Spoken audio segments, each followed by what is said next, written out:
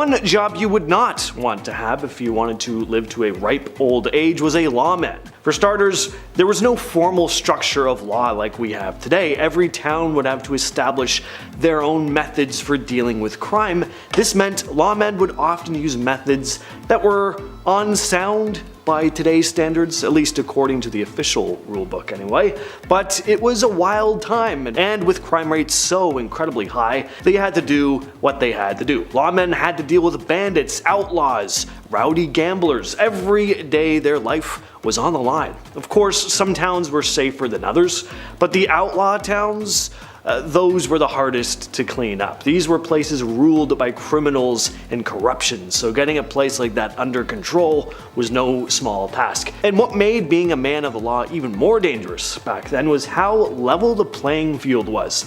Nowadays, cops can call in backup. They have way more heavy-duty equipment at their disposal to deal with crime, but in the Old West, the criminals were packing the same stuff the deputies were: 6-shooters and rifles for the most part. So you had to have some real skill with your piece. There's a reason why famous figures from the Old West era were usually renowned for their speed and accuracy with their sidearms. You were also trying to avoid death on a daily basis as a miner. Mining is still a dangerous job to this day, so back in the late 1800s, good luck. Health and safety was not the primary concern. The primary concern was doing everything possible to strike it rich. And that's the thing, for as dangerous as this line of work was, the risk to reward was pretty high. I mean, if you struck gold, you could be rich in an instant and never have to work again. It happened for some, but the majority of miners weren't so lucky. Not only was the danger of being trapped or crushed by falling rocks a constant threat, but a lot of miners suffered from poor health as well. For one thing, they worked very long hours, and mining is pretty grueling work, especially back then without the type of equipment we have today to assist in the process. Miners got sick more often than other folks because of all the dust in the mines. A good number of them would die of tuberculosis. So what if you just want to bartend? You know, serve some drinks while chatting up the townsfolk. Sure, you might have overly intoxicated patron or two to boot out of the place, but what else could go wrong, right? Well, if you've seen any Western movie before, you know that working in a saloon was not quite the same as working in a bar today. And even today, depending on the bar you're working at, things can get pretty hairy. So imagine what it would have been like for saloon owners in the Wild West. Having a firearm on hand was a must. So who were the clientele? Well, everyone else on this list, pretty much. And folks had a lot to deal with, so they were pretty high strung, you know, not always the most laid back. Sure, movies do embellish things, but saloon brawls and shootouts did happen. Even if things only went down a couple times over the course of a saloon owner's career, it would be too much. And depending on what town you were in, things would go down much more often than that. Alright, much like lawmen, bounty hunters were also dealing with violent criminals on a frequent basis. Bounty hunting could be lucrative, but it involved tracking pretty dangerous men and then dealing with them, either taking them into custody or killing them. And to say things got gnarly would be an understatement, not to mention the fact that these guys were sometimes traveling very long distances on horseback through scorching hot weather. That would get old pretty quickly. One of the most notorious bounty hunters in the Old West was Timothy Longhair Jim Courtright. He was a lawman as well, but the lines between these two gigs were often pretty blurred. Again, there was no official system in place. Now, alongside enforcing the law, Courtright ran his own protection service where he'd offer local businesses safety from thieves and vandals. But some business owners didn't like the fact that he'd try to strong-arm them into paying for his services. And one man, Luke Short, a saloon owner, ended up telling Courtright to, quote, "go to hell." This led to the two having a classic duel in the street. The two faced each other as the Ennio Morricone music kicked in. Whoever was quickest on the draw wouldn't die. Well, as renowned as Courtright was with his sidearm, this just wasn't his day. He took 3 bullets, one in the thumb, one in the right shoulder, and one right into the heart. Alright, how about being a cowboy? This would have been a pretty cool job, right? With how iconic and romanticized cowboys have become in American culture. Well, there was decent money to be made doing this, and I'm sure it came with some glory, but that also meant danger. A cowboy in the Old West worked on ranches, managing cattle and horses. Their main job was to take care of the livestock, which included feeding them, herding them across vast distances, and protecting them from bandits. Cowboys would move cattle from the ranches where they were raised to the nearest railroads where they would be shipped off. Cowboys spent most of their days outdoors, riding horses for long hours, traveling through difficult terrain, and like I said before, they had to be vigilant against cattle rustlers who might try to steal their livestock. Working on the railroad was also not an easy task, but it was essential to America's expansion. Railroad workers, sometimes known as Gandy dancers, had the task of laying the rails that would connect the vast expanse of the West with the more developed regions in the East. They do everything from clearing land and digging tunnels to building bridges and laying down heavy steel tracks. The conditions were often brutal. They handled primitive and heavy machinery, used explosives to blast through rock, and just like with mining, they didn't have the type of equipment we have today. They did all this stuff by hand in remote, harsh environments. Accidents, injuries, they were all happening constantly, and in terms of weather, workers could find themselves in really cold or scorching weather. Health risks were another serious concern. Diseases were easily spread through densely packed work camps with poor sanitation, and on top of all that, a lot of these workers were immigrants, so discrimination was also a constant. Stagecoach drivers had one main worry on their minds: bandits. Stagecoaches were like the buses and delivery trucks of the day. Most were used to transport people, but sometimes they also carried goods. Drivers needed to be good with horses and know the best routes to take, all while dealing with rough, often dangerous roads. But robberies were again a constant risk. Bandits and highwaymen targeted stagecoaches for the valuable cargo or personal belongings of the passengers on board. Drivers had to be very vigilant, and being armed, again, it was just a must. It's not like they had police patrolling around either. They were traveling through desolate stretches of land.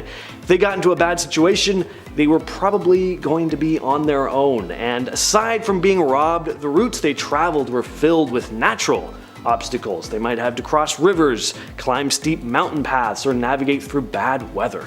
Much like stagecoach drivers, working on trains in the Wild West came with its fair share of danger, especially from train robberies, which were a real and frequent threat. Back then, trains were basically moving targets. They carried not just people, but valuable goods and money, often in the form of gold and silver. Trains may have well just had "Rob Me" written in giant letters on the side of them. One of the most notorious figures associated with train robberies was Butch Cassidy. He was part of a gang known as the Wild Bunch. These guys were infamous for pulling off some of the most daring and well-planned train heists of the time. Cassidy and his crew would carefully plan their attacks. They often involved dynamite to blow up safes, and a good deal of fire was involved. These incidents would have been terrifying. Cassidy, though, was kind of known for being less brutal than most other robbers, who would not hesitate to use their weapons. For train conductors and other crew, the threat of a robbery was something they always had to be prepared for. What about bankers, though? I mean, they have one of the most mundane jobs on the face of the planet. Well, even in the Wild West, this was actually a relatively safe job, but just because they weren't dealing with danger on a daily basis doesn't mean they never had to deal with it. This was a time where outlaws and bandits were running rampant, after all, and being a banker means, well, I mean, you're working at a place that stores all the money. Not hard to connect the dots here. Being robbed by a gang of rowdy outlaws was always a very real possibility, and surviving one of these robberies was unlikely. There were criminals, again, like Butch Cassidy, who tried to pull off robberies with as little killing as possible, but that really wasn't the norm.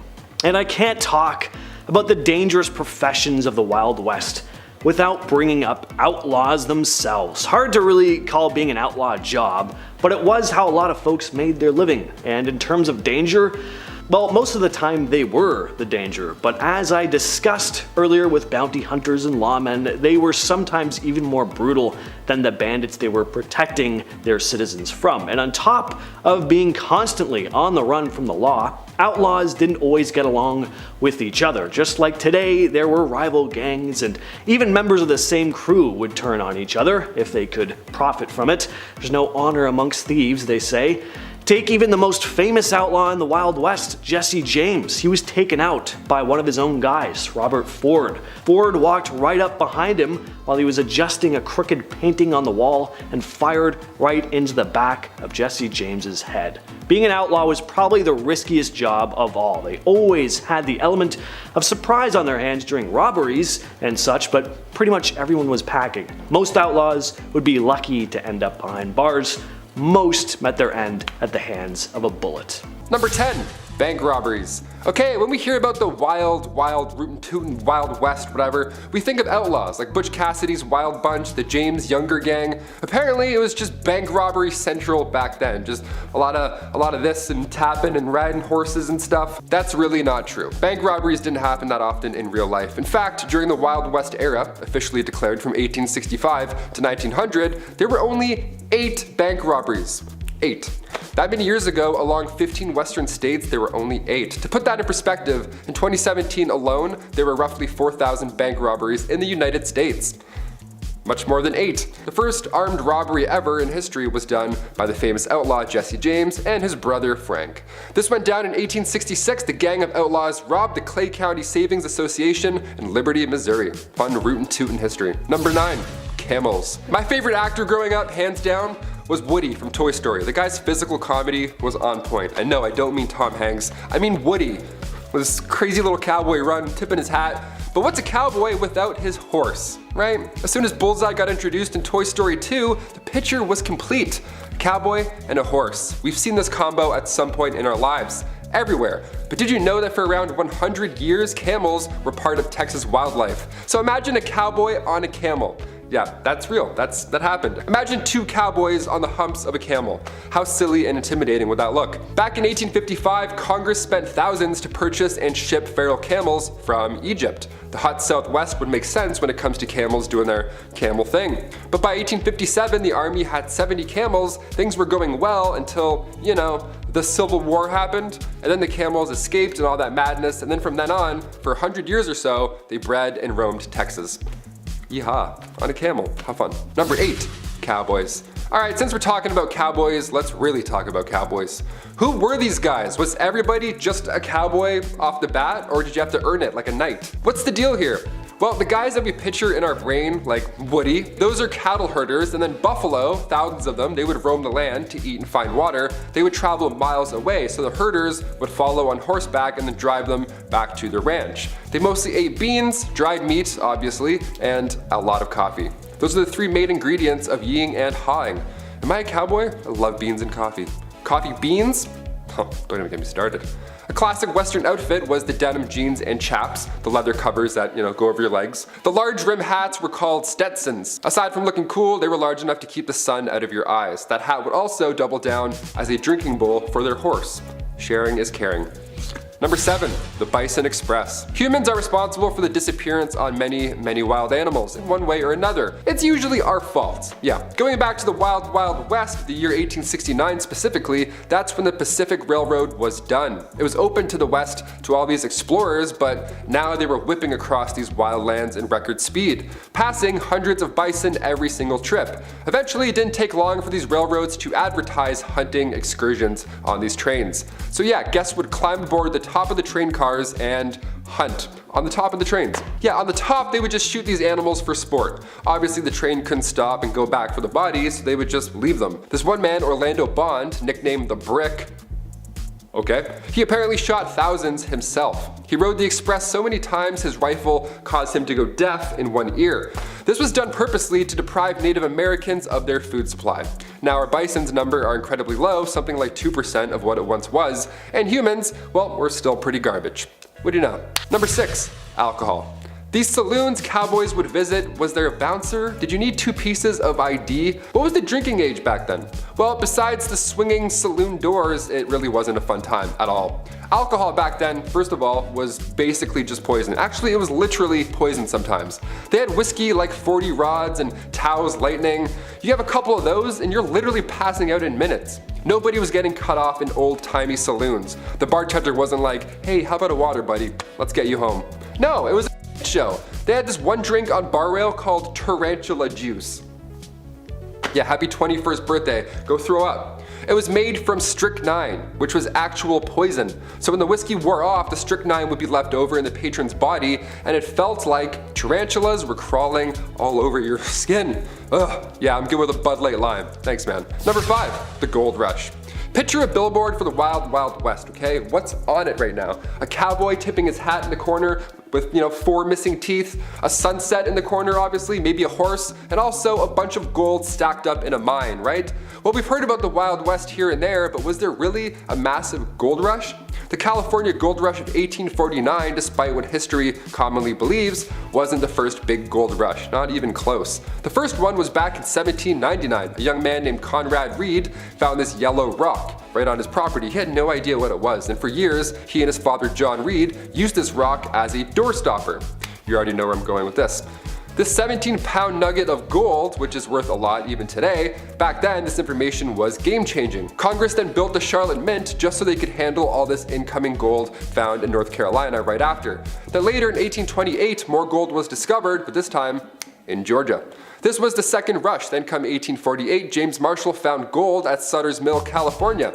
After the third one though, that's when the thousands moved out west. That one had the biggest pull. So it's pretty big, but not the first. Number 4, the OK Corral. The shootout at the OK Corral went down on October 26, 1881. It's known as the most famous shootout in history. But should it be? Really? Going back to Tombstone, Arizona, it's 3 p.m. and we have men of the law and of course outlaws all in the same block. So naturally, trouble ensues. There's not enough land here for all of us, some rootin' tootin' shit. There were about 8 men involved in the rumble, but it barely lasted 30 seconds. Also, it's important to note the gunfight at the OK Corral wasn't even at the OK Corral. It happened near the intersection of 3rd Street and Fremont Street, right behind the corral. Yeah, details matter. 3 lawmen were injured and 3 cowboys lost their lives. Yeehaw. That was a sad yeehaw for you guys. This is why you don't organize shootouts at 3 p.m. I don't know, everyone's drunk, there's bad decisions, apparently there's bad aim. Just slam some milk, shake some hands, go home. Simple. Number 3, Helena duels. So we talked about the bizarre ways folks would settle beef back then. They would slam tarantula juice and shoot animals from the top of locomotives, have a 30-second fist fight in the middle of the day, and then go home. But have you heard of these Helena duels? It began, of course, in Helena, Texas, aka the toughest town on earth, at least it was back in the 1800s. The Helena duel began here. There's even a movie called The Duel with Woody Harrelson and Liam Hemsworth. They show this style of combat in a pretty brutal Hollywood way. Both opponents had their left hands tied together with buckskin, and then each were given a small knife with an even smaller blade. It had to be short enough so it didn't reach any vital organ. That was the Texas trick. Then they're whirled around until they're dizzy, and then it gets really loud, really messy, and really bloody. Last man standing, pretty much. The crowd, of course, watches and places bets, which is always insane to me. I can't watch UFC sometimes. I don't like seeing things break, let alone a Helena duel. Catch me inside sipping milk, texting my ex. Hard pass, freaks. Number 2, train games. Entertainment was always a hit or miss when it comes to these historical lists. The Romans held gladiator battles with animals that drew in thousands of spectators from across the land. Well, in 1894, William Crush, a railwayman, had this event in mind that would for sure go down in history. Oh buddy, did it ever. William Crush wanted to secure the future of the railroad company in Missouri, Kansas, and Texas. And to do so, William made an entire temporary city appropriately named the city of Crush. Nice. There was a carnival for children to enjoy and all that jazz, but the main pull for adults was the train smash. The collision of 2 40-ton steam trains was meant to be the talk of the town. Look at these Goliaths as they smash, crush, into each other. How fun. Yeah, the trains collided, it worked, and the darndest thing happened. They blew up. Yeah, it's almost like they caused a disaster for popularity. Neat. 40,000 came in and many left injured. A couple of people sadly didn't leave at all. One survivor ended up getting 10 grand out of the deal. His name was JC Dean, and they lost their eye in the explosion, so the company gave them a lifetime railway pass. Just the thing you want right after that horrific event. Sorry about your eye, here's free PTSD as well, anytime you want. Enjoy. Crush was later rehired by the railway after it gained popularity. Yeah, this happened back then too. Somebody does something horrible, and then now all of a sudden they're famous. Hashtag chairgirl. And finally, coming in at number 1, Elmer McCurdy. This one is insane, I had to end with it. Elmer McCurdy, back in 1911, he decided to be a rootin' criminal, and he attempted to rob a train. Unbeknownst to him, that train was not full of gold, but rather passengers. Collecting a whopping $46, which back then was still pretty good, he was quickly shot by a lawman afterwards. This is where things start to get insane. Yeah, I say start. Elmer's body was embalmed and sold by the Undertaker to this traveling carnival. His body was an exhibit almost, with his story attached. And for the next 60 years, his body, this prop rather, was passed around, sold between haunted houses and wax museums. Eventually the guy's body, his real body, don't forget, ends up in California at an amusement park funhouse at Long Beach. Now, come 1976, there's a crew there filming for the $6 Million Man Show, and that's when Elmer's finger breaks off accidentally. Some key grips like, whoops, revealing it was an actual mummy. They went to film the $6 Million Man and ended up finding the $46 man in real life. How gross is that? Kicking off the list at number 10, medicine shows. Nowadays, medical shows are fascinating. Dr. Pimple Popper, I can weirdly watch that all day. There's something about animal rescues, home renovations, or chiropractic adjustments, I can never be bored. So back in the wild west, the 1860s to the 1890s, they had medicinal showmen. Yeah, these guys would go town to town, of course selling elixirs and tonics, but they would really nail this pitch. They would have pawns run ahead and plant themselves in the audience for these random medicine shows. That way when the world's greatest showman doctor arrives, he randomly picks an ill patient and then boom, just like that, they would be cured. One of the most successful of these elixirs was an elixir made by Kickapoo Indian Medicines from John Healy and Charles Bigelow. It was a mixture of herbs, roots, and animal fat, said to treat any illness, but really it was more of just a laxative, so you were just in the bush and hoping it got better. Number 9. Hop on my camel, partner. When you think of the Old West, you think long open ranges, spurs on boots, and cowboys riding camels? That's right, in 1855 the United States Army decided to import 75 camels to Texas. After all, the terrain in the Old West was fairly similar to the Middle East. The camels made supply runs between Camp Verde and San Antonio. But trouble began when the American Civil War broke out. Eventually the camels were sold off or simply let go into the wild, where they multiplied and began to cause havoc. So much so that folks began to spin urban legends, such as the Red Ghost, a 30-foot tall creature that made people quiver in their britches. When in reality, most people had never seen a camel before, and it was just a feral camel wandering the desert. But I mean, who knows? If Star Wars had a 30-foot camel in the snow, what's to say there isn't one running around in the American desert? Number 8, missing mines. There's billions of dollars worth of gold lost at the bottom of the sea. It's there right now, waiting for you. Yeah, I'm talking to you. But if you don't have goggles, maybe swimming just isn't your thing, no sweat. Try the West. Yeah, there's dozens of lost treasure troves hidden in mines still to this day, like the San Saba gold mine or the Wheelbarrow mine. There's a few we have heard from in literature from old maps, but none compared to the Lost Dutchman mine. The legend has it that a man named Jacob Waltz, a German prospector, found the richest gold mine in the world. That's what he told his friends, and would we ever lie to our friends about gold and the location for it? No, absolutely not. The first gold rush was back in 1799. A young man named Conrad Reed found this yellow rock, had no idea what it was, and for years he and his father used it as a doorstopper. Yeah, they used a 17-pound gold nugget as a doorstopper. Nice. Back then, this information was game-changing once they realized that it was, gold. So Congress then built the Charlotte Mint just so they could handle all this incoming gold found in North Carolina right afterwards. I just wouldn't have told anybody. I'd be like, is this an infinity stone? I'm just gonna pocket this and then head out east. Number 7. Sideshow Crook. Elmer McCurdy was no different in life than any other bandit at the time. What makes McCurdy so unique is in his afterlife. McCurdy met his end on October 7, 1911, after local sheriffs tracked him down from a botched robbery. McCurdy was taken to an undertaker and prepared for burial. Unfortunately, no one came to claim the lonesome bandit. Not getting paid for his services, the undertaker began to display McCurdy as a sideshow attraction, charging patrons a nickel to view the bandit. The attraction became popular enough to draw the attention of carnival promoters, who offered multiple times to purchase the mummified crook, but were all denied. As the years went on, McCurdy changed hands from multiple sideshow attractions and museums. One day in 1976, a film crew was setting up props for filming. When someone began to move what they thought was a wax mannequin, it actually turned out to be poor old Elmer McCurdy himself. Eventually, McCurdy was laid to rest in a grave, where 2 feet of concrete were poured over his casket to make sure no one would come to steal the sideshow crook. Stay in the hole, partner. Number 6. Cowboys and aliens. Long before the Roswell incident in New Mexico back in 1947, aliens might have actually visited us. Yeah, the report comes from 1896 from 2 men in California.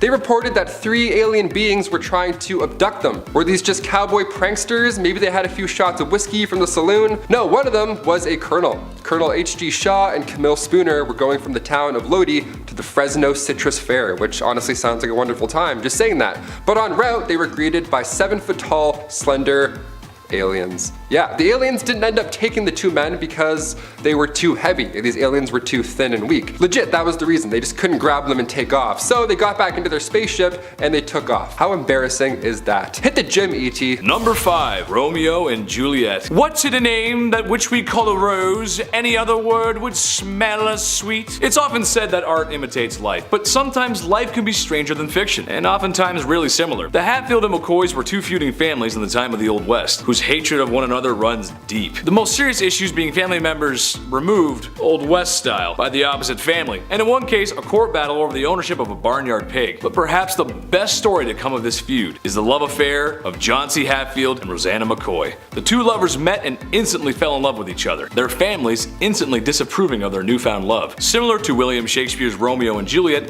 the star-crossed lovers story ends in tragedy. After multiple attempts to rekindle their love, including a daring rescue organized by Rosanna to free Johnsy from her own family, their love never resparked, and Johnsy went on to marry her cousin. It's said that poor Rosanna died of a broken heart. He loves me not.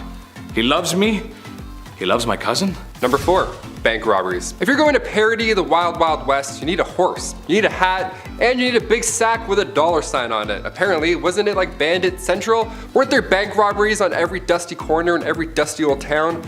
No, there actually was very little, in fact. Bank robberies didn't happen that often back then. In fact, during the Wild West era, officially declared from 1865 to 1900, there were only 8 bank robberies in total. To put that in perspective, in 2017 alone, there were around 4,000 bank robberies in the United States. So it got a lot worse after the Wild Wild West. Now we're on like wild, it's like 17 wilds at this point. The first armed robbery ever in history was done by famous outlaw, you may have heard of them, Jesse James and his brother Frank. This was in 1866. The gang of outlaws robbed the Clay County Savings Association in Liberty, Missouri.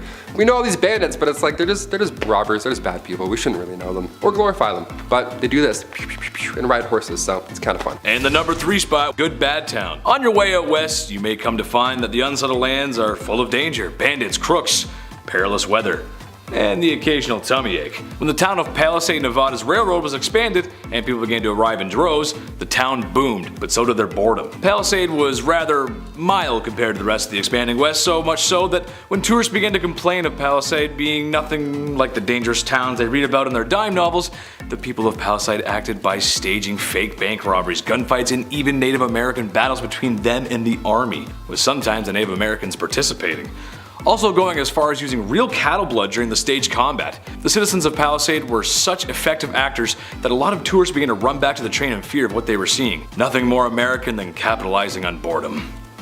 Number 2, Helena duels. Have you guys heard of Helena duels? They're pretty intense, and they're a bit more intense than breakdancing battles, which honestly it's pretty close, but these are like right above it. Helena duels began of course in Helena, Texas, aka the toughest town on earth. At least that's what they called it back in the late 1800s. It still is pretty close. The Helena duel began here. There's even a movie called The Duel with Woody Harrelson and Liam Hemsworth. They showed this style of combat in a pretty brutal cinematic way. Opponents' left hands were tied together with buckskin and each were given a small little blade. It had to be short enough so you couldn't reach any vital organ. That was the trick. It was a brutal detail that made this an unusual event, but just like the Romans and the Colosseum, everybody likes watching violence. Depending what era it is, people are like, yeah, we'll still show up and watch people die, sure. People would make bets during these duels. How did anybody watch these at all? I can't even scroll through Reddit at night without seeing something awful, let alone a Helena duel at like 4 p.m. And the number 1 spot. I don't like your snoring, partner.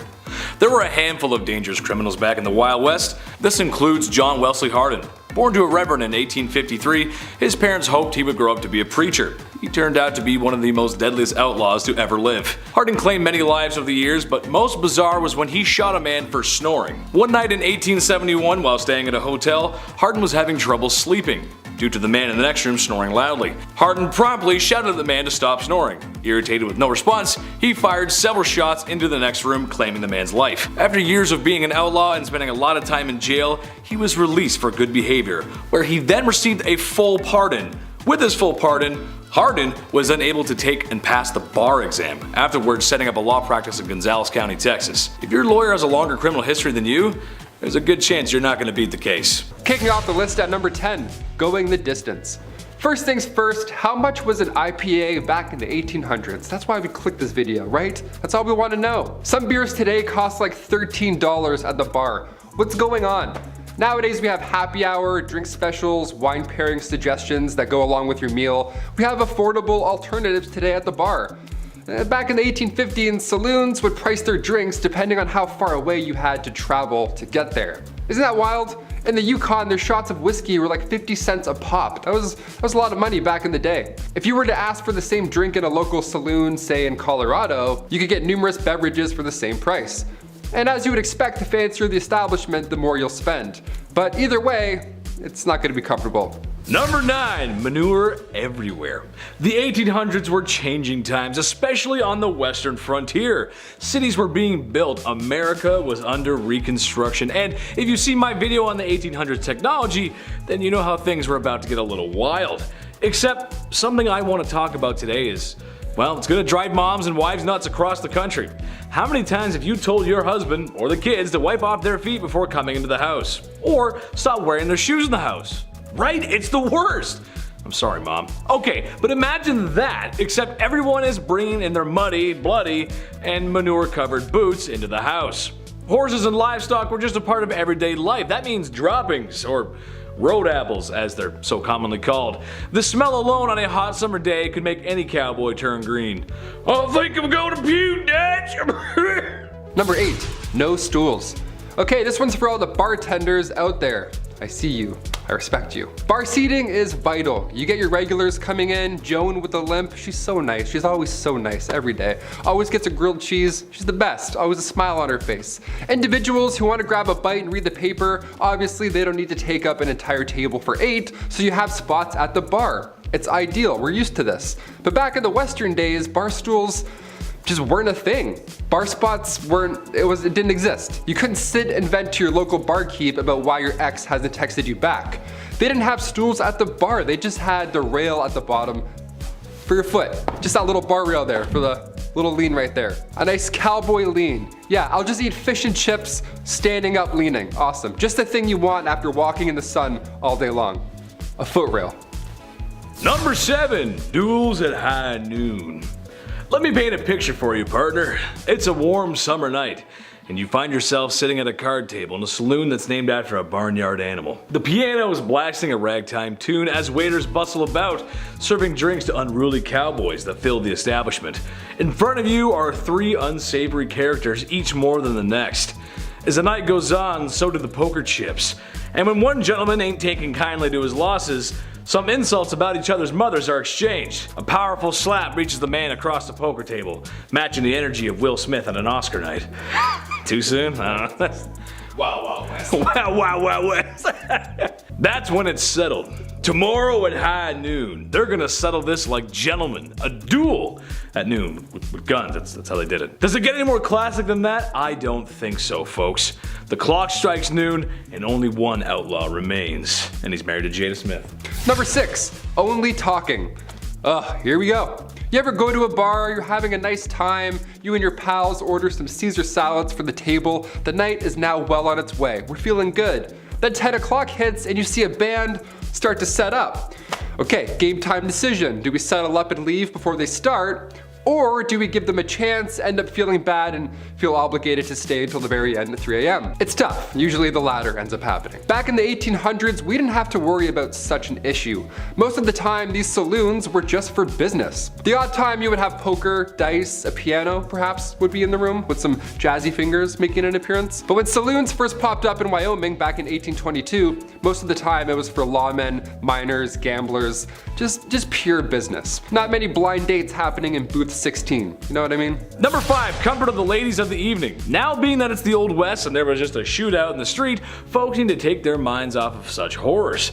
Add into the mix long hard days tending fields and livestock, people need to take off some steam. The local saloon is there for that. However, like a hidden menu at McDonald's, there's some other activities a man can engage in that aren't perhaps a regular service.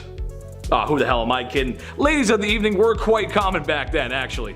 Naturally, it was a very dangerous job. However, if anything good can come from that, it's that in some cases these women became very wealthy enough to become the madam of their own establishments. And in some other cases, these madams were using their wealth to invest back into their towns, like building schools, doctor's offices. Imagine getting treatment from something and the doctor says, "These bandages were brought to you by Madame Dover's Wicked Wizard Vacuum Double Sloshy Slush 9000.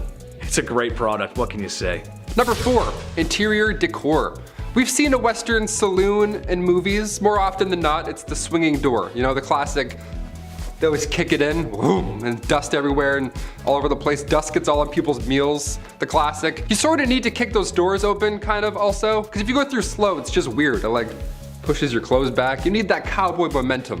In reality, there weren't a lot of swinging saloon doors. In fact, most saloons across the West were in pretty rough shape. They didn't look like a Tarantino set at all. They looked like that one pub in that one town that one time, you know?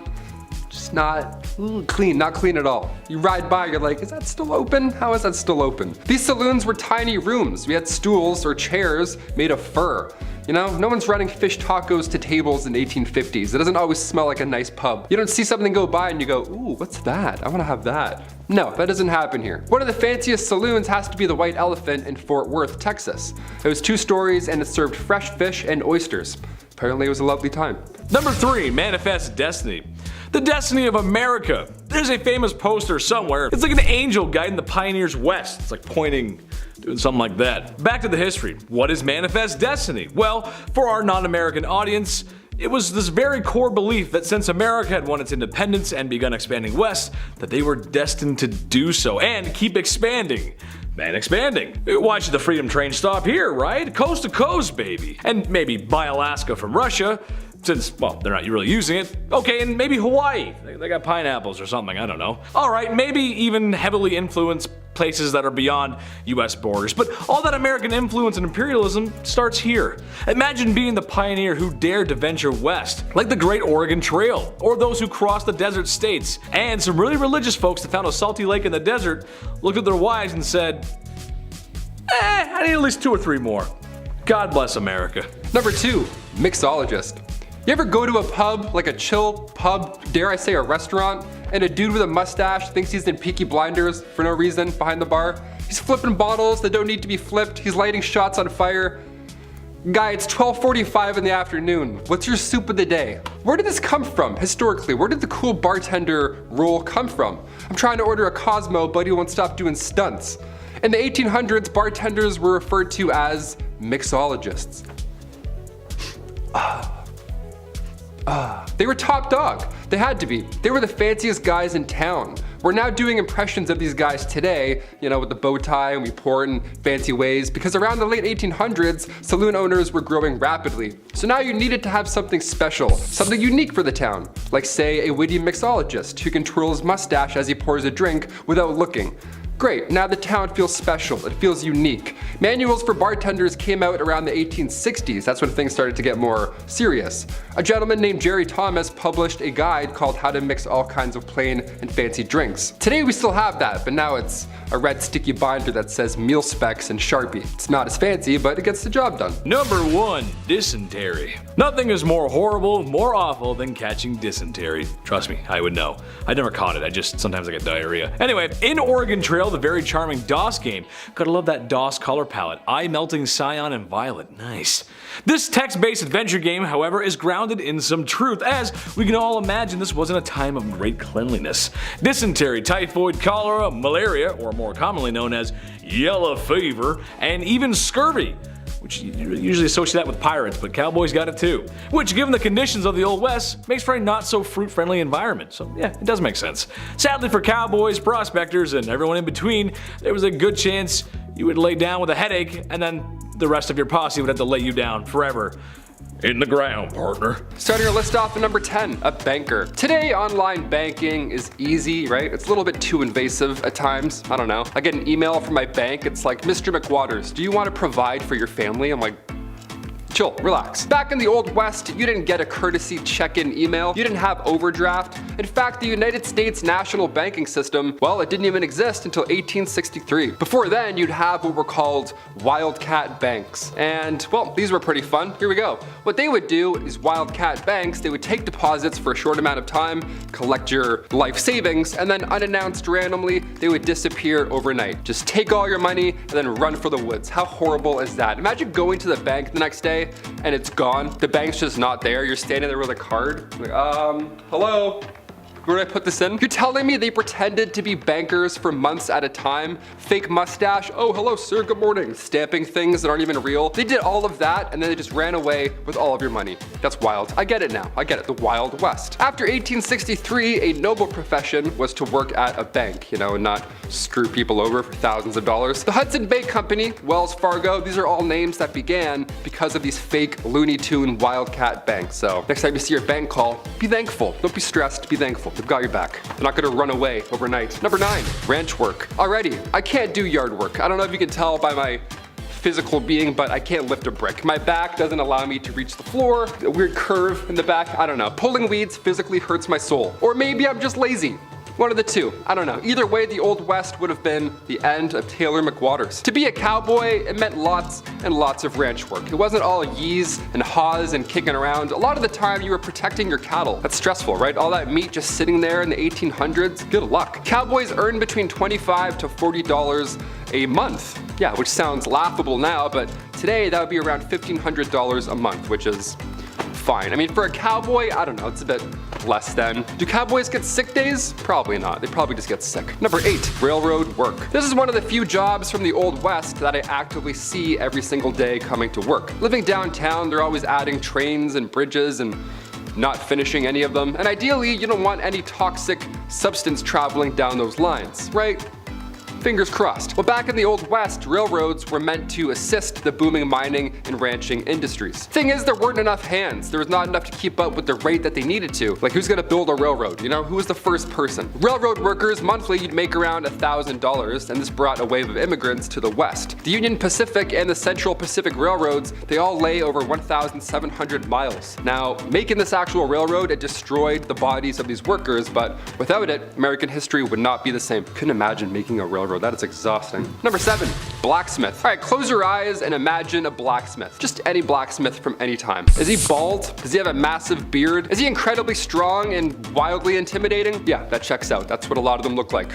Missing teeth, banging something pretty loud, that's a blacksmith. Frontier times were almost a golden time for blacksmiths, believe it or not. Hammers, horseshoes, new railroads, it checks out. No, they didn't need any chainmail, but a saddle wouldn't hurt, that's for sure. We could use a saddle. They would earn up to $200 a day. Blacksmiths were always busy in the Old West. They doubled as auto repair services really at the same time. I mean, I don't know. A guy comes in with a busted up carriage, well, now you're a mechanic. Yeah, go fix this wooden car. Good luck, you have one day. Here's $10. Number 6, journalism. Believe it or not, the newspaper business cleaned up shop back in the frontier. Everyone wanted to know what the tea was. Tucson, Arizona, for example, back in the day, back in 1831, that one town had 5 different newspapers. Yeah, even though there are only 465 residents, there were 5 different papers. That's stressful. How do you keep up with that much news? I mean, to be fair, before radio and television, yeah, there's probably lots to talk about all day long. That's pretty much all you can do, just talk all day long, so I get it. The industry provided jobs as well. It's very much like YouTube. Here, there's writers, there's hosts, the design and print staff, we have editors.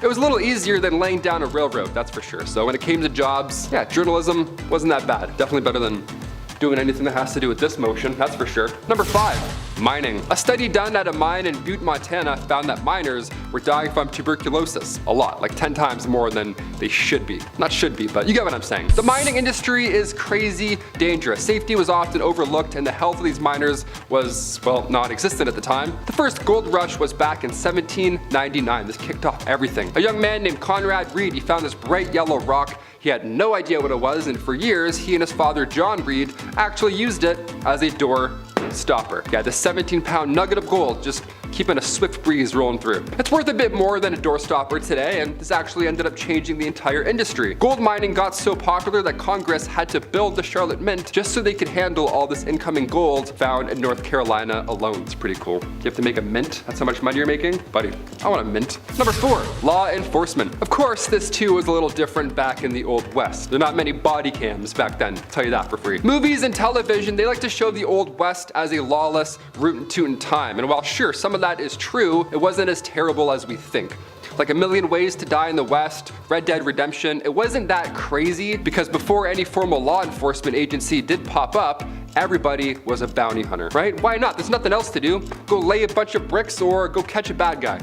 50-50, both are quite dangerous. Eventually, positions like that of a US Marshal began to pop up more and more, and well, now there's a bit more order to the system, that's for sure. A bit, just a little bit. Number 3, barkeep. Alright, I love pubs, big old fan of pubs. Never been to a Wild West rootin' tootin' pub, but I'm in no rush. They always have weird drinks like venom snake juice or whatever, like spider ale. I'm like, I don't want any of these poisons. How about a beer? Just a beer, thanks. Bars in the Wild West, not so fun. Not a lot of open mics going on back then in the 1800s. No karaoke night back then. See, back then, these saloons were just for business. That's it. You don't have a mustache and a business plan, get out. In the 1850s, saloons would price their drinks depending on how far away you had to travel. Can you imagine that? In the Yukon, their shot of whiskey was 50 cents a pop. Now, that was a lot back in the day, but if you were to ask for the same drink in a local saloon, say in, I don't know, Colorado, it'd be a lot cheaper. Pretty ruthless. That's rootin' tootin' ruthless. The odd time you would have poker, dice, maybe some guy in a piano with some jazz fingers, sure, but most of the time, business only. When saloons first popped up in Wyoming back in 1822, most of the time, it was only reserved for lawmen, miners, or gamblers. If you don't have any of those 3,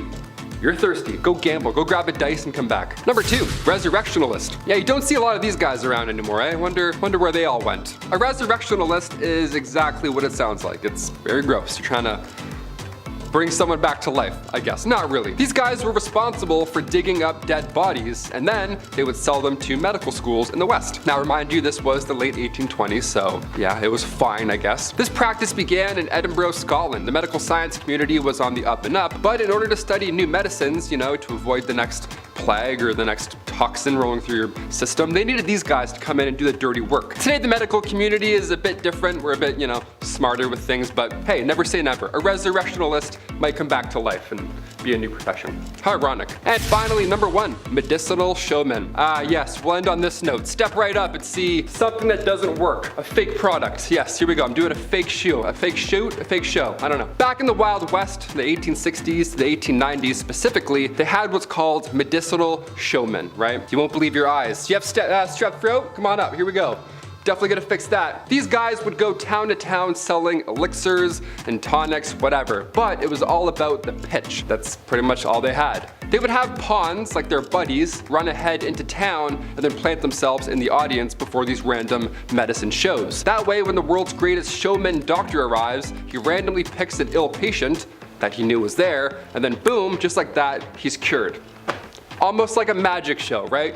Some would think, full of lies. One of the most successful of these elixirs was the elixir made by John Healy and Charles Bigelow. It was a mixture of herbs, roots, and animal fat, and it was wildly popular. They toured with this elixir. They had to tell everybody in every town. They said it could treat any illness, but in reality, it was just a laxative. Just a mess. Just a show, really. So don't believe everything you hear, except for today. Today we're a bit smarter. Back then, not quite. Pony Express Rider. Now, if you're a Pony Express rider, which is a very interesting title, in the 1860s, it was a demanding and perilous job. The Pony Express was a short-lived but iconic mail delivery service that operated between the east and west coast of the United States. While the Pony Express played a crucial role in communication during its brief existence, riders faced numerous risks and challenges. Pony Express riders covered vast distances across diverse and often treacherous terrains, including mountains, deserts, and open plains. The varied landscapes presented challenges such as a rough trail and steep hills and unpredictable weather conditions, and the need for speed in delivering mail meant that the riders had little time for rest. They had to cover approximately 75 to 100 miles in a single ride before handing off the mail to the next rider. This demanding schedule meant limited opportunities for sleep or breaks. Riding at high speeds across rough terrains increased the risks of accidents and injuries, falls, collisions with obstacles, or injuries from hostile encounters that were constant concerns for Pony Express riders. The life expectancies of a Pony Express rider was relatively short, though, due to the challenging conditions and risks associated with the job.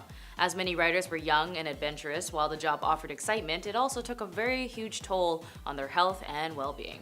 Number 9, farmer and rancher. Being a rancher in the Wild West was a challenging and often risky occupation. Ranchers played a vital role in the development of the western frontier, contributing to the cattle industry and the expansion of settlements.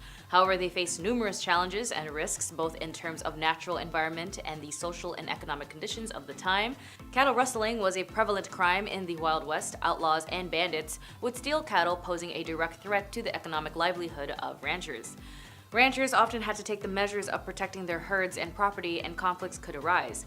Many ranchers were located in remote areas with limited access to infrastructure and services, and the expansion of ranches often encroached on traditional Native American territories. Tensions and conflicts between ranchers and Native American tribes were not uncommon, adding to an additional layer of risks to the occupation. But then again, I'm always on the indigenous people's side, so they had a point to fight. Beyond weather-related challenges, ranchers were vulnerable to disasters and natural disasters such as floods, earthquakes, and disease outbreaks among livestock. These events could have devastating effects on both the ranchers as well as their herds.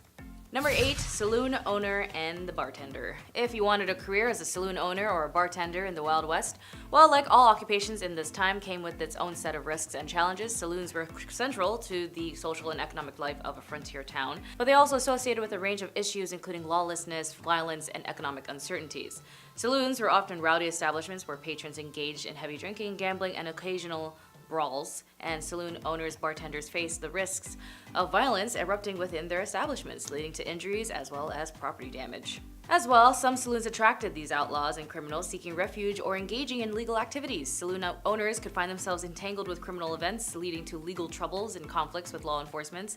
Bartenders worked long hours in often challenging conditions, and dealing with unruly patrons, managing inventory, and maintaining a clean and safe environment were constant tasks that required skills and resilience that are still very prevalent today for current bartenders.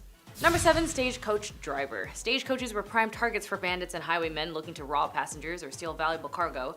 Drivers and passengers faced a constant risk of being ambushed alongside isolated stretches of the route. Stagecoach routes traverse diverse landscapes, including mountains, deserts, and dense forest. Drivers had to navigate rough and sometimes hazardous terrains, dealing with obstacles such as steep inclines and rocky paths, and river crossings. Stagecoach drivers were exposed to the elements and had to contend with extreme weather conditions, including scorching heat, freezing temperatures, heavy rain, and snowstorms. These conditions made traveling challenging and added an extra layer of risk, and the stagecoach drivers worked long and grueling hours, covering vast distances in a single journey.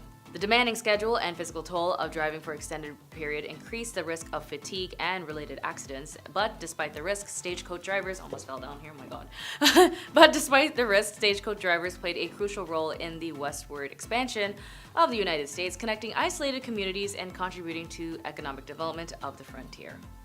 Number 6, prospector and gold seeker. Being a prospector or gold seeker during the gold rush era in the Wild West was an adventurous but a very risky pursuit. It was obviously a huge time where gold was everyone's mind, and the allure of striking it enriched and attracted thousands of individuals to mining sites in search of gold and other valuable minerals. However, the life of a prospector came with numerous challenges and hazards. Mining sites were often located in remote and isolated areas far from established communities. Prospectors faced the risk of being cut off from civilization with limited access to supplies, medical assistance, or communication, and the challenging terrain and harsh weather conditions added to the physical demands of the job. Mining camps were notorious for poor sanitations and crowding living conditions. Prospectors were also at risk of contracting diseases such as dysentery, cholera, and other illnesses due to inadequate hygiene practices and limiting access to clean water. The process of extracting minerals from the earth involved potentially dangerous activities such as tunneling, blasting, and handling heavy machinery. Accidents such as cave-ins, explosions, or equipment failures could also lead to injuries or fatalities. Number 5, blacksmith. I love playing Stardew Valley, and Clint from Stardew is the best, but it always made me wonder, how does one even get into blacksmithing? Well, being a blacksmith in the Wild West was a vital but demanding occupation. Alongside with the mining and prospecting, blacksmiths played a crucial role in the development of frontier communities, providing essential services such as forging tools, repairing equipment, and contributing to the growth of local economies. However, the life of a blacksmith was not without its challenges and risks, as working with hot metal, sharp tools, and heavy machinery, the risk of burn, cuts, and injuries from handling red-hot iron and heavy equipment was ever present. Sparks and fragments of hot metal created during the forging process could pose a risk to the eyes, as they didn't have proper, equipment, and without modern safety equipment, as I mentioned, blacksmiths were vulnerable to these eye injuries from flying debris. In the event of injuries or health issues, blacksmiths might not have had immediate or adequate medical attention, and despite the risks, of course, blacksmiths were highly valued members of frontier communities, contributing to the local economy and development of essential tools and equipment. And of course, you do need a blacksmith if you're a cowboy cattle driver. Number 4.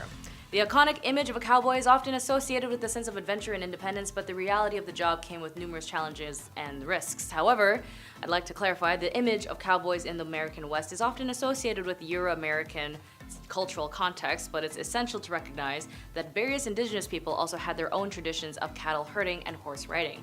Indigenous cowboys, often referred to as cowboys or horsemen, played significant roles in the ranching and livestock industries, contributing to the culture and economic developments of their communities. Before the arrival of Europeans, indigenous people in what is now Mexico and the southwestern United States had well-established traditions of horse riding and cattle herding. The Navajo Nation, located in the southwestern United States, had a long history of horsemanship, and the Navajo people traditionally relied on horses for transportations and herding livestock, including sheep and cattle. And of course, when it comes to being on the job, as this is what this video is on, I have to bring up the history. Outbreaks of illnesses such as Texas fever could devastate cattle herds, leading to economic losses and ranchers and cowboys. Number 3, railroad worker. Again, do not be surprised when we talk about Wild West. I gotta bring up the whole racism part because it was a thing, as it is a thing now, whether you believe it or not. To some, when they think about railroad workers, they think of big burly guys with giant sledgehammers on the side of the tracks. But to me, I think about how the majority of the railroad workers were Chinese immigrants that came to the United States, who at the time were treated with extreme work conditions that constantly risked their lives. Chinese railroad workers faced hazardous working conditions during the construction of the railroad, as they were involved in physically demanding tasks such as grading, tunneling, and laying the tracks, often in challenging terrains and extreme weather conditions. They are forced to live in close quarters, facilitated with the spread of diseases such as cholera and smallpox, posing health risks to the workers. And of course, they face a discrimination and racial prejudice from other workers, local communities, and sometimes even from their own employers. This discrimination could lead to verbal abuse, harassment, and unfair treatment, as the Chinese workers often received lower wages than their non-Chinese counterparts for similar or identical work. The pay disparities reflected discriminatory practices prevalent during the construction of the Transcontinental Railroad, as well as lived in isolated and segregated camps. Again, this is part of history, whether you want it to or not, or acknowledge it, but it's there if anyone wants to look into it, and I do suggest you do look into it. Number 2, miner. One of the most significant risks of being an underground miner was the potential of a tunnel collapsing and cave-ins. Poorly supported mine shafts and tunnels could collapse, and burying miners under tons of rocks and debris. Mines were susceptible to fires, especially in coal mines where flammable gases could accumulate anytime, and miners were exposed to dust, fumes, and toxic gases, leading to respiratory issues such as pneumoconiosis, as well as other lung disorders. Loose rocks and debris in mine shafts poses a constant danger, and rock falls and accidents involving hoisting equipment or elevator systems could lead to injuries or fatalities. During the Wild West era, safety regulations and measures were often insufficient, and miners had limited access to safety equipment. And employers were not always diligent in implementing measures to protect their workers. Some mining processes involved in the use of hazardous chemicals such as mercury and cyanide. Exposure to these substances could lead to long-term health issues for miners and environmental damage. And finally, number 1, being a gambler or an outlaw. Being a gambler or an outlaw in the Wild West was a risky and often dangerous lifestyle. While popular culture has romanticized the heck of the image of gamblers and outlaws, the reality involved numerous challenges and hazards. Cheating was not uncommon in gambling establishments, and accusations of cheating could lead to violent confrontations. Disputes over winnings and losses sometimes escalated into violent weapon fights or physical altercations for outlaws were by definitions individuals who operated outside the law. This meant that they were constantly pursued by law enforcement, including sheriffs, deputies, and posses. The risk of arrest and incarceration was a constant threat, and outlaws often engaged in violent activities, including bank robberies, stagecoach holdups, and pew-pew fights.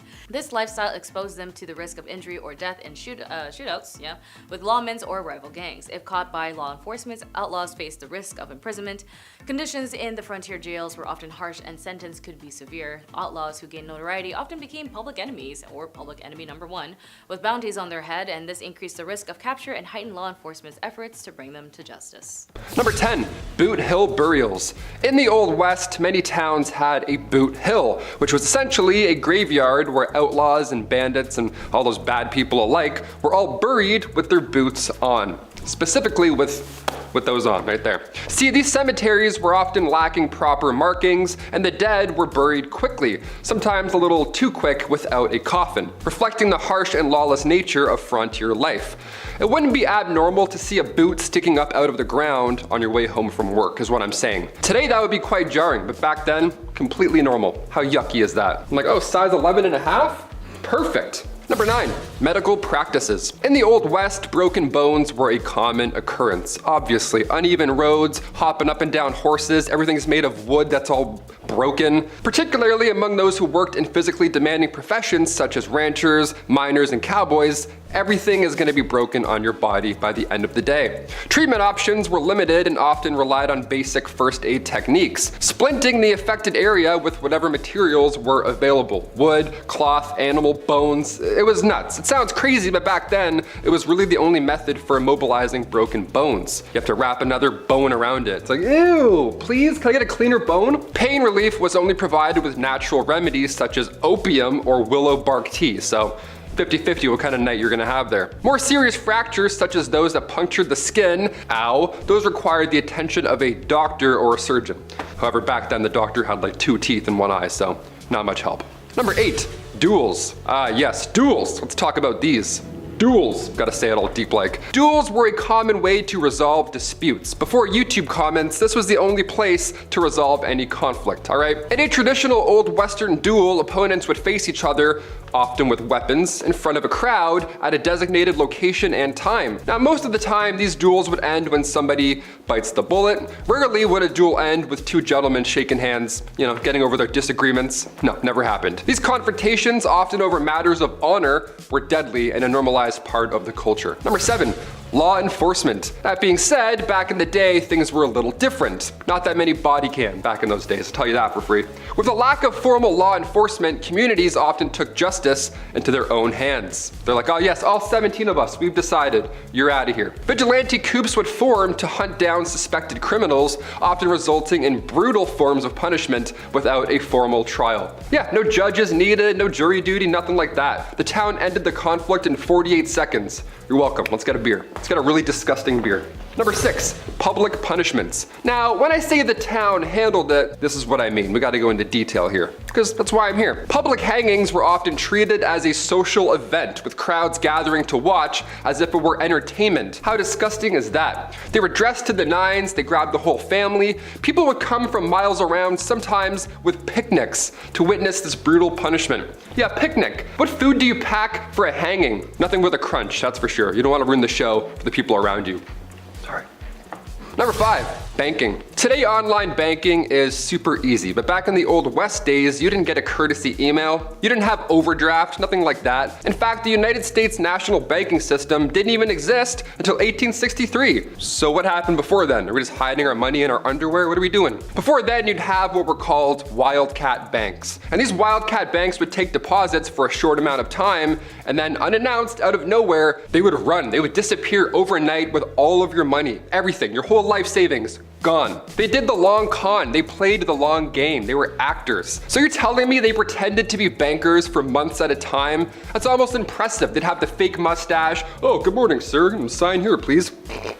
They lied, they faked it for months. They just lied for months and then dipped out of nowhere. Thankfully, after 1863, a noble profession was to work at a bank and, not steal everybody's money. The Hudson Bay Company, Wells Fargo, these big names, they all gained trust over time because of these fake Looney Tune banks. Imagine, how do you not break character? You're like, okay, and that's you all set up. They're like, we got it, go. Number 4, seam squirrels. Nothing to do with squirrels before you get upset. Here we go. During the Old West era, personal hygiene was not a priority for many people, and lice infestations were all too common. Nice, now I'm itchy doing this list, love that. The type of lice that affected people during this time was commonly known as body lice, which could be, well, obviously found in the seams of clothing, hence the term seam squirrels. I got some squirrels on my body, nice, that's great, so itchy, so disgusting. Body lice was a major problem during the Old West era, and they were responsible for the spread of diseases like typhus, trench fever, relapsing fever, all the fevers, any fever just coming your way, right into your mouth and eyes, horrible. These diseases were often fatal, and many people in the Old West succumbed to them. So to combat the spread of lice and the diseases that they carried, people in the Old West often resorted to extreme measures, such as burning their clothing or even shaving their heads completely bald. Bunch of bald cowboys. Bunch of naked bald cowboys walking around being like, where's my money? I thought this was a bank. Number 3, resurrectionalist. While Boot Hill sees folks going into the ground, a resurrectionalist was responsible for the exact opposite. Yeah, bring them back up. We actually made a mistake. Get that guy back out of there. These guys were responsible for digging up dead bodies, and then they would sell them to medical schools for like $9. It was really disgusting. Now, this was the late 1820s, and at this time in Edinburgh, Scotland, believe it or not, the medical science community was on the up and up, so this was needed for that to work. But in order to study new medicines and, avoid the next plague, they needed these guys. They needed these resurrectionalists to rise the dead like they're a White Walker in Game of Thrones. I don't know, that's what I imagine in my head. Would you rather work a Boot Hill type job, or would you rather get paid to dig up bodies? Put them in or take them out? Comment down below. Both are so horrible. Couldn't imagine picking. Number 2, bad bartenders. When we think of old saloons, the old Western saloons, kicking in those crazy doors, we imagine some catchphrases and whiskey and all that fun stuff. Everyone's loud, it's Peaky Blinders, whatever. No, not at all. It was the exact opposite of fun. The bartender would pour a drink, the cowboy would take the bottle instead because he's an alcoholic, and also that's super illegal. Back in the Wild West days, you could do whatever you want. You could drink what you want, you could serve what you want. Anything goes. Bartenders also had no regulations to follow behind that sketchy bar. So not only was it very high proof, but some bevies like tarantula juice would just straight up kill you. Yeah, if its name didn't tip you off, if you're drinking tarantula juice, it's because it's made with poisonous ingredients. Tarantula juice was made from strychnine, and if you drink it, well, you'll feel like there's tarantulas crawling all over your skin. Huh, how fun is that? Cool. Which button do I press to not tip? Thanks so much. Number 1, medical shows. Today, medical shows are fascinating. Even on YouTube, Dr. Pimple Popper, are you kidding me? I can gag all day and watch that, it's the best. Back in the Wild West, the 1860s to the 1890s specifically, they had what's called medicinal showmen. Now these guys, these showstoppers, they would show up in your town selling elixirs and tonics because everyone needed one, of course. Everyone needs to live a happy and comfortable life, but they were full of lies. Don't listen to these guys, all right? These professional medicinal showmen would have pawns run ahead, stay in your town, and then wait. They would plant themselves in the audience before these random demonstrations of amazing medical elixir shows began. So they'd call up random audience members, one of these being their buddy, and then these magical elixirs would treat their ailments just like that. What an amazing show. I'm in. I'm gonna buy this immediately. One of the most successful of these elixirs was the elixir made from John Healy and Charles Bigelow. It was a mixture of herbs, roots, and animal fat, and it was said to treat any illness back in the day. But in reality, it was an extremely strong laxative. So imagine finding that out on the way home. You're like, hey, I'm exploding out of my body. What's going on? I don't think that worked back there. Number 10, Pearl Hart. Pearl Hart was a notorious figure in the American Wild West, known for involvement in a stagecoach robbery. Her life story is often intertwined with the tales of the Old West and the outlaws who sought adventure and fortune during that era. Pearl Hart, whose real name was Pearl Taylor, was born in Canada in 1871, but was later moved to the United States and became involved in various activities, including acting and singing. In 1899, Pearl Hart and a companion, Joe Boot, decided to rob a stagecoach in Arizona. The stagecoach was en route from the Globe to Florence, carrying passengers souvenirs and valuables. The stagecoach robbery did not go as planned, as Pearl Hart and Joe Boot were not experienced criminals, and their attempt was somewhat amateurish. They failed to obtain a significant amount of loot, and after the failed robbery, Pearl and Joe was captured by law enforcement. They were then later arrested and brought to trial, and Pearl Hart and Joe Boot were tried for their crimes. During the trial, Pearl presented herself as a victim of circumstances, arguing that she had committed the robbery due to personal circumstances. She was convicted and sentenced to only 5 years in prison. As for Joe, nobody knows. Pearl Hart's life after her release from prison remains somewhat of a mystery. After serving about 2 years of her sentence, she was released due to good behavior, and Pearl Hart's belief was dramatic stint as a stagecoach robber contributed to her lasting notoriety as the annals of Wild West history. Her story became a part of a lore surrounding outlaws and characteristics of American frontier. Number 9. Laura Bullion was also known as the Rose of the Wild Bunch. She was a female outlaw associated with the Wild Bunch Gang, a notorious group of American outlaws led by Butch Cassidy and the Sundance Kid during the late 19th and early 20th century. Laura Bullion was born in Knickerbocker, Texas in 1876. Her family moved to the mining town of Moab, Utah, where she grew up. Laura became acquainted with the members of the Wild Bunch, including Butch Cassidy, the Sundance Kid, and then other notorious outlaws. She developed a romantic relationship with Kid Curry, a member of the gang, and Laura Bullion participated in various criminal activities with the Wild Bunch, including train and bank robberies. She was also known for her sharpshooting skills and her involvement in the gang's illegal enterprises. In 1901, Laura was arrested in St. Louis, Missouri for her involvement in a train robbery. She was sentenced to 5 years in prison but only served about 3, and after her release from prison, Laura Bullion tried to lead a more law-abiding life. She lived under an assumed name in Memphis, Tennessee, working as a housekeeper. Laura Bullion then passed away on December 2nd, 1961 in Memphis, Tennessee, at the age of 85, and her death was largely unnoticed by the public. Number 8. There is a limited historical information about Belle Sidions, who is also known as Madame Vestal. She was a figure associated with the American Old West during the late 19th century, particularly in the realms of entertainment and the infamous red light districts of frontier towns. Belle Sidions was reportedly an entertainer and an actress who performed in various theatrical productions and shows during the late 1800s. But later in her life, Belle Sidions adopted the alias Madame Vestals and became known for her role as Madame, managing establishments and red light districts. These areas were known for housing brothels and establishments that provided various forms of entertainment. During the late 19th century, the American West would experience rapid growth with numerous people seeking fortune and adventures in newly settled areas, as well as red light districts. The presence of the red light districts, saloons, and entertainment venues catered to the needs of this transient population that was very common. Like many individuals associated with the red light districts of the Old West, the details of Belle Sidion's life remain somewhat elusive and separating the fact that a legend can be challenging. Nevertheless, figures like Madame Vestals contribute to the colorful and diverse tapestry of the Old West societal history. Number 7. Rose Dunn, also known as the Rose of the Cameron, was a legendary figure associated with the American Old West. Born in 1878, Rose Dunn gained notoriety for her romantic entanglements with outlaws and her involvement in the activities of the Wild Bunch Gang.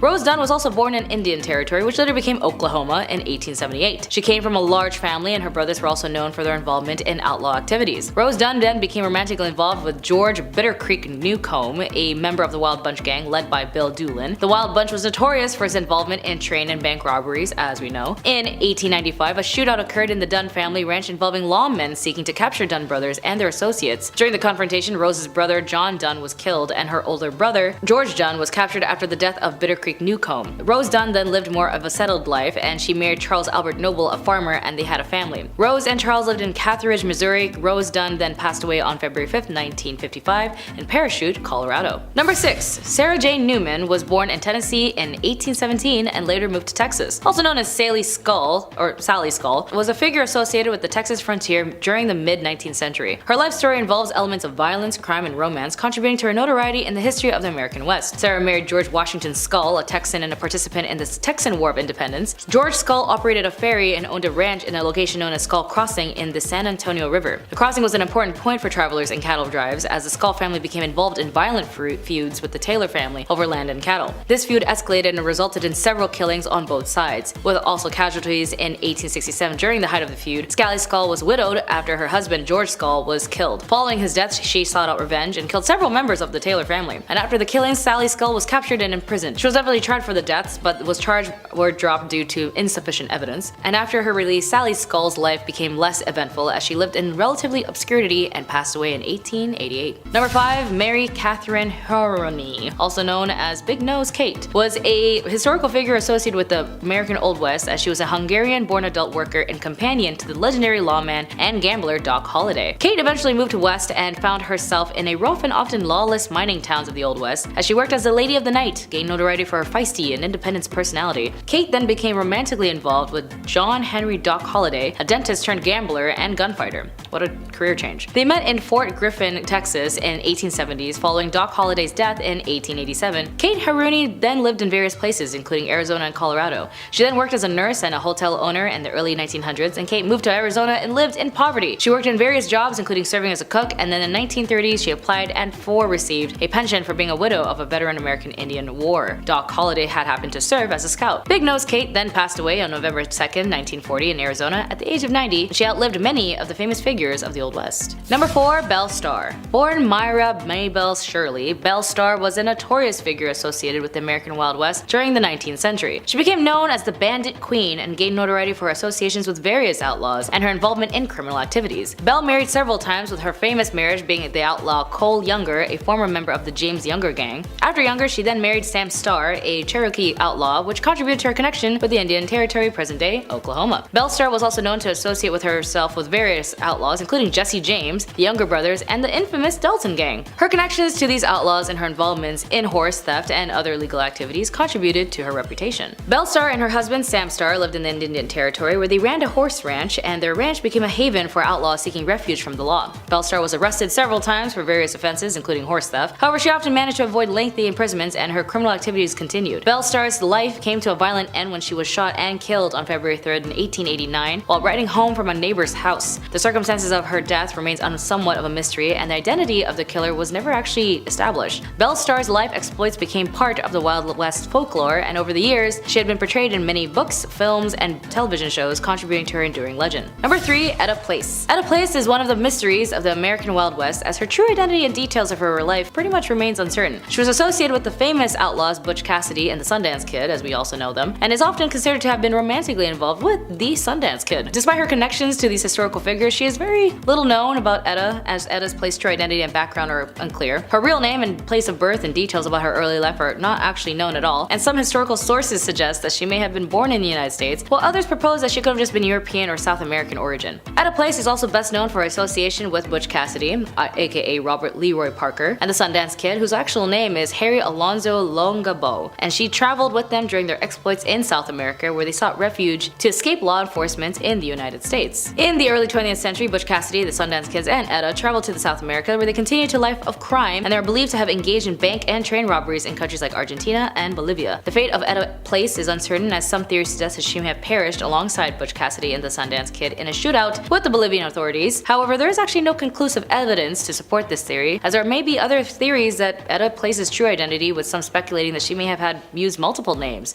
during her lifetime. However, concrete evidence to confirm her background or provide clarity on her true identity is still undiscovered. Number 2. Born in France around 1829, Eleanor Dumont moved from the United States and became involved with the gambling industry known as the Gold Rush. She arrived in California during the Gold Rush of 1850, seeking opportunities in the burgeoning mining towns in 1854. Eleanor ended up opening a gambling establishment in Nevada City, California, where she ran gambling tables and her reputation for her skills as a car dealer. She then became known as Madame Moustache due to the fact that she had distinctive facial hair and refused to remove it despite societal expectations. And over the years, Madame Moustache opened and managed several gambling establishments in various mining towns, including Virginia City and Bodie. Despite her success in the gambling business, Eleanor faced financial challenges and struggled to maintain her enterprises. She suffered major losses and debts that ended up leading to her to a decline in her fortunes. And then Eleanor Dumont's life took a tragic turn, and as in 1879, facing financial difficulties and heartbreak, she took her own life by ingesting an overdose of really intense drugs in Bodie, California. Eleanor Dumont's story proves that a glimpse into the complexities of life during the gold rush and the challenges faced by women trying to make a living in a male-dominated society. Her role as a successful gambler and car dealer, as well as her refusal to conform to traditional gender norms, contribute to her place in the history of the American West. The nickname Madame Moustache and her distinctive facial features further add the colorful and unconventional aspects of her life. And finally, number 1, Bonnie Parker was one half of the notorious criminal duo known as Bonnie and Clyde. Alongside Clyde Barrow, Bonnie Parker gained notoriety during the Great Depression for a series of bank robberies and criminal activities in the early 1930s. Bonnie Elizabeth Parker was born on October 1st, 1910 in Rowena, Texas, and she grew up in a working class family, and despite her small stature, developed a love for poetry and drama. I wonder if that's what caused her to join Clyde, because she joined Clyde Barrow in January 1930. Clyde was already a seasoned criminal, a little bit of spice, little paprika, was serving time in East End Prison Farm in Texas. A mutual acquaintance smuggled a weapon to Clyde, and he used it to escape. Bonnie and Clyde embarked on a crime spree that included bank robberies, burglaries, and car thefts. They were involved in several pew-pew outs with with law enforcement, and their criminal exploits attracted significant media attention. Bonnie and Clyde were often a part of criminal gang that included their other associates such as the Clyde brothers, Buck Barrow and his wife Blanche Barrow. The gang engaged in violent confrontations with law enforcement, resulting in injuries and fatalities on both sides. Bonnie and Clyde gained an additional notoriety due to photographs found by police at one of their hideouts, and the images depicted the couple posing with weapons, contributing to their image of glamorous and dangerous criminals. Bonnie and Clyde crime spree came to a violent end on May 23, 1934, when the law enforcement officers ambushed their car near Bentonville Parish, Louisiana. The officers fired a barrage of bullets, killing both Bonnie and Clyde instantly, and the story of Bonnie and Clyde has become a part of American folklore. Their criminal exploits and romanticized in the media have been a subject of numerous books, films, and songs, and the 1967 film Bonnie and Clyde starring Warren Beatty and Faye Dunaway further cemented their status as infamous figures.